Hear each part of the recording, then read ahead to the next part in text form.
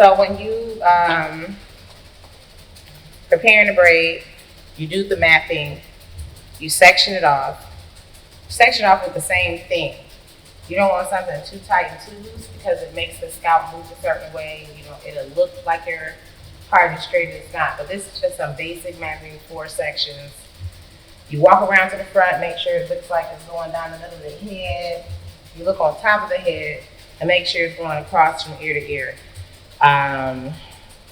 Then you start parting and organizing. But right now we're just focusing on the cornrowing techniques, particularly so you don't cause damage to the hairline.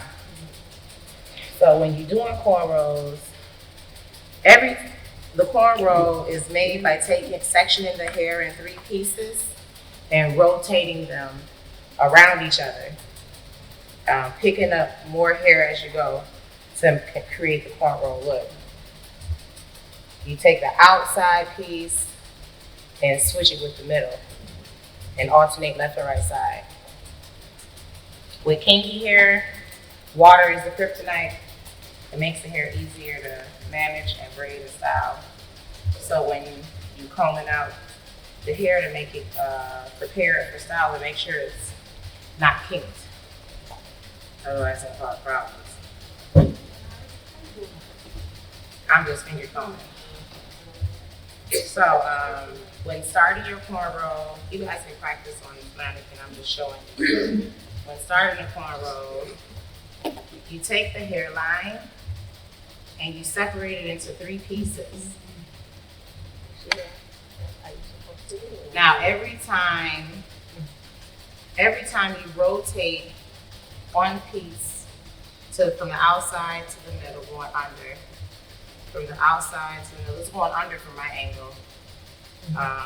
That's 1 revolution.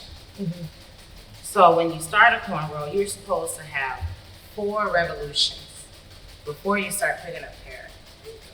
This protects you from stressing the hairline or causing too much pulling.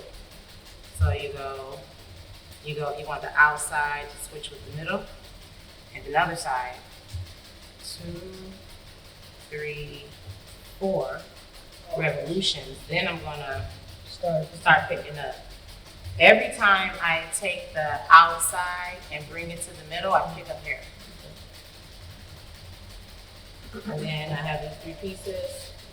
When I pick up hair with that middle, it may be an undetermined amount because I just picked it up and I use my other finger to kind of slip through to select the amount I want to stay in there. And I'm reaching to the side, grabbing the outside and picking up hair when I bring it to the middle. But you're always reaching to the outside, picking up the outside and hair. And keep rotating. As long as you have that hairline and those 4 revolutions, the person can enjoy cornrows frequently without needing breaks or stressing their hairline or losing their edges. That's the most important technique with cornrowing hair.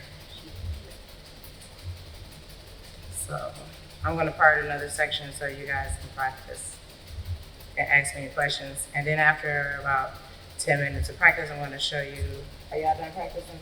I'll set it up over there, how to do the individual. These are braids, no weave.